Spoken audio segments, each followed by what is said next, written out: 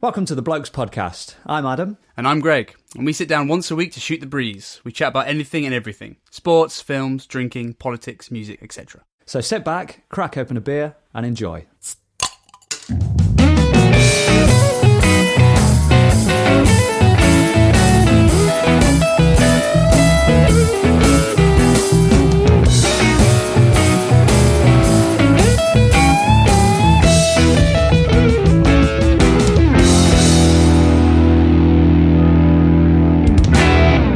Hello, mate. Hey, dude. How's it going?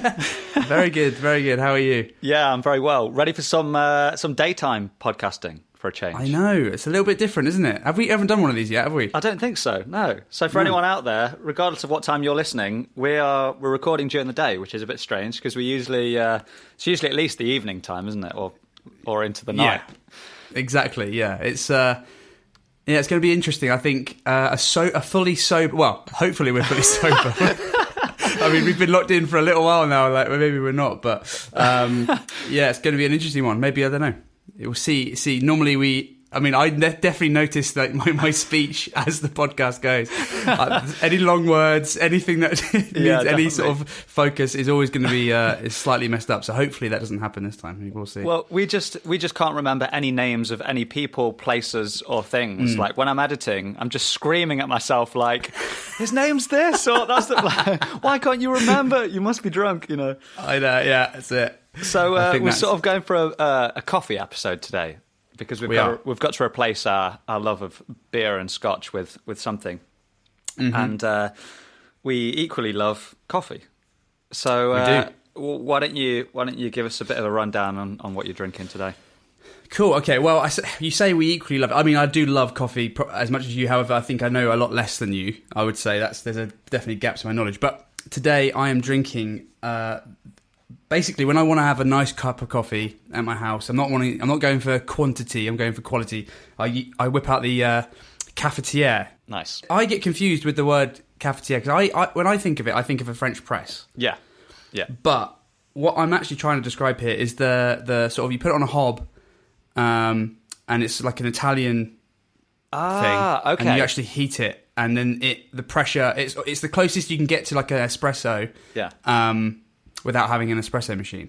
So, okay, I think we're thinking about different things because there's no pressing involved, right? A French press is one of those. It's like a glass that most people have in their houses, like a glass thing, and you put the coffee grounds at the bottom, and then it's got a plunger on top, right? You got it? Yeah. So, but that's exactly it. But that's not what you're using, is what you said? No, exactly. So I have a French press, which I love. It's what I normally drink every day. Has about like 3 cups of coffee worth in it. What I'm talking about is, and if you Google cafetiere, it will come up, but it shows you both of these things, and they're very different. This one you fill with water in like the bottom compartment. You then put on top of that like a little filter with your coffee in, which you sort of compress like you would with an espresso machine. Yeah. And then you sort of screw this top on, and basically you heat the water until the pressure gets enough that it shoots through the coffee in the middle and then ends up in the top part. Fantastic. Okay, so I call that either a stovetop or a mocha pot. Perfect. Cool. All right. Yeah, that's okay. Stovetop or mocha pot. That's good to know. There are so many different words for these bloody contraptions, but yeah, that's I love that. I love that method of brewing, especially if I don't have grounds that are ground fine enough for espresso. Like that, the stovetop is my go-to because it still produces a great cup of coffee. Sure. Yeah, I love that too. I don't bother about any latte art with that sort of thing because you just chuck some milk in or whatever you want. It's just a great cup of joe. I found out recently that a lot of people don't like that. They don't like that method, and I've always thought, why? Why don't they like it? It's so easy and it's cool and all this, and it's because they don't clean their pots enough.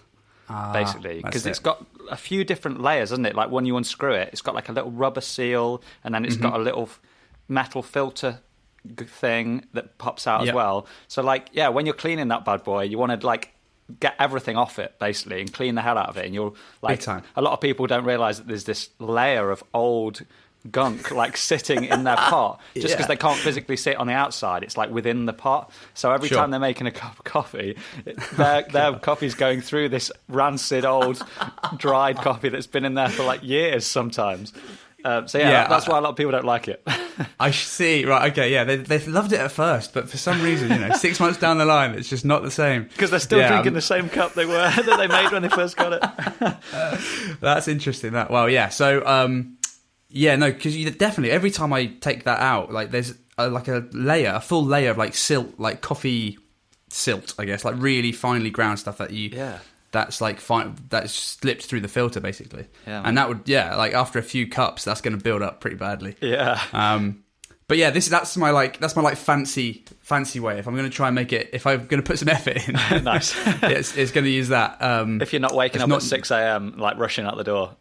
Exactly, you got it. If I've got some time on my hands. Nice. And then the other method we mentioned there was the other cafetiere, the glass thing with the plunger, which is like a lot of people's go-to. I think that's all right. I think like it can be destroyed quite easily by quantity of coffee to water, the ratio basically. Sure, yeah, you got to fine tune that. I agree. Yes. I feel like you got to get used to the amount of water it holds, and then you got to get used to how much coffee you want. But then I guess you might know more than I do, but I guess that would change depending on maybe the strength of the coffee or the grind of it or the quantities and amount of water. Yeah. Another one as well that people talk about with French presses is the heat of the water you put in, right? Right, yeah. So you from what I gather, and I try to sort of follow this, you don't put like scalding hot water straight in. You want to you boil the kettle and then you give it a minute or two and then you put it in. Yeah, exactly. You know what? I don't know why that is, because recently when I did that barista course, one of the little tidbits that I came away with was that you can't scald coffee. You can't burn coffee. Ooh. Right? So, and I was like, what? Because there's been many times when I thought, oh, that coffee tastes burnt or scalded or whatever. Mm-hmm. And the lady that was running the course, she was like, no, it's not possible because like coffee burns at such a high temperature. Like nobody's kettle can do that, basically. Sure. So you can scald and burn milk, which may be the case in some circumstances. Sure. You can definitely make that too hot, but the actual coffee can't be burnt, like unless you've got an industrial roaster or whatever. Like, right. Nobody in their home can burn it. So, so I don't know why that is. It sometimes tastes a bit. I don't know. Maybe there's an optimum temperature, and it just tastes slightly better, cooler, I guess.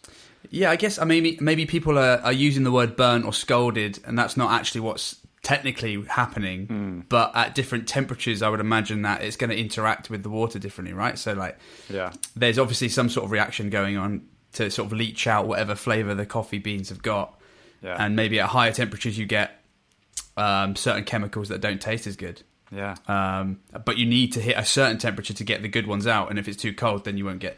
So I'm sure there's something like that. It's probably similar to like distilling. Like there's the first stuff that comes off the still run tastes like wet dog, and then the last stuff that how do you know what that tastes like, by the way? I don't know, that was me. I think I've got it the wrong way around actually. The first stuff that comes off the still will make you blind, and then the last stuff off the still tastes like wet dog, and it doesn't even have any alcohol in it. So you got to get that perfect timing, and it's kind of a temperature thing as well, I guess, because the longer it distills for, the different chemicals come out at different temperatures and stuff. So nice. Probably something similar to that, I'd imagine. Yeah, sounds about right. I think that's why we get into all this drinks stuff. It's because there's so much like science involved. I mean, we don't necessarily always know it, but there's always science involved, and there's like a lot of fine tuning and a lot of like gadgets that you need, and like it's so easy to make just incremental differences as well, like tiny differences that for vast amounts of money.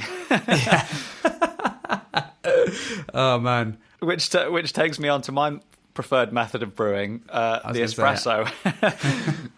This is a whole can of worms. Yeah, talk about fine tuning. Oh my god, can of worms, black hole for money. So I'm drinking a little flat white here, and that's a certain type of coffee that you get when you brew using espresso, which is like basically using pressure to force water through ground coffee. so that's like your classic coffee shop method of brewing coffee, and I just love it. I think it's so good. I think it always produces like wonderful, rich, strong coffee, and then you can steam the milk as well, which means you can like make it nice and creamy and textured, and then do this crazy art in it in the top of the cup as well, which is good fun. Yeah, and like I said, it involves lots of like tweaking the grinder to get the grinds the right size, and like lots of cleaning and upgrading, and spending lots of money on different beans, and looking at altitudes and roasting temperatures and all this stuff. That's just like it does make a difference, but right. Like you've got to be a bit nerdy to get into it so much. Sure, that's amazing. Yeah, that's totally something that I can get behind 100%. I just haven't yet. I think, and I could be wrong on this, but I think my relationship with coffee is a little bit more of a practical one, as opposed to I love the taste of coffee, but I pretty much just exclusively drink it black. I just want at least I have a threshold of amount of coffee I need to function. It's got to get the job done, right? It gets the job done, and it's got a relative. I don't mind putting a bit more time in. I'm not using instant coffee if I can avoid it, but I also would. I don't know. I'd struggle. I think if it took me like 5 minutes per cup or whatever. I don't know, but I guess once you get everything like set up and stuff, I guess it's pretty quick, right? Yeah, definitely. And that's part of the fun of it. It's like. Sure. I'm trying to think of something. I guess it's a bit like shaving. That it's like once you've got your favorite brush, you've got your favorite soap. Everything's geared up for you in the morning. Like you've just got that routine. And it definitely takes a bit longer than other methods, but it's just so much fun. Especially because we work in a field where there's not a lot of routine involved. It's nice to like cling on to these little bits of ritual, isn't it? Absolutely, yeah. No, I think you're right. The ritual part of it. Because I get behind, I mean, I like smoking cigars, I like smoking pipes. The ritual within those is so, like, ingrained. It's almost 50% of the activity. The smoking part's great, but also the prep and looking after the cigars and the humidor that's at the correct humidity, and how do you light them? Like we all have our own ways of doing it, and that's I would say that's almost 50% of the actual the experience of smoking. I think is that. And it kind of goes with everything. So maybe I need to reevaluate my relationship with coffee. Maybe I need to get a little bit more in depth with it, have a bit more of a ritual surrounding. I don't know. Well, I know you love your YouTube videos, don't you? So you got to give a guy called James Hoffman a bit of a go. He does loads of videos. He's basically like a big dog in the coffee world, shall we say? Like I think he owns Square Mile Coffee Roasters in East London. Yeah, but he does loads of great reviews, loads of great videos where he basically just talks all things coffee. So if you want to go in a bit of a coffee rabbit hole, give James Hoffman a watch. He's written loads of books as well. He's great. Great, yeah. No, I'll check him out. I think that's normally what gets me into a hobby or something. Is going to be a YouTuber. Yeah, definitely. That they know everything about, and I'll just suck every piece of information I can from them. It's funny you mentioned pipes, actually, because I smoked a pipe yesterday for the first time in ages, like forever. Oh, wow, okay. Yeah. And I forgot how good it was. Yeah, man. Tastes so good. The ritual is good fun. You look like a boss. Granted, a very old boss, with a pipe in your mouth. And it's so cheap, like compared to cigars. It's so much cheaper, yeah. This is the way I'm going to go, especially nowadays. Like, times are hard. Man. Pipe is the way to go. Oh man, I've got some tins of tobacco I haven't opened. Actually, brand new ones. We should delve into those. Yeah, for sure. A little pipe. Were you outside, or were you in? Did you manage to get somewhere indoors warm doing it? Half and half. I was sort of like leaning out the back window, basically. Sure. That's the only space in the house that's like. It's got a big window, so I can sort of just lean on the windowsill comfortably and like spend a little time out there. So that was good fun. And then the other thing that I haven't done in a little while that I did yesterday was go to the gym to lift some weight. Oh, okay. Lifting this. Oh, all right, pumping some iron. Okay. Yeah, man. So I've been hearing about these spinning classes, man, and I was like, whoa, your upper body needs some work too, man. Don't let that go. Yeah, you've got to balance it out, right? So Yeah, spinning's taken top priority the past few months, and that's great fun. Like a Sunday morning spin is the best way to blow off the cobwebs and make you feel sick at the same time. But yeah, like you say, I thought,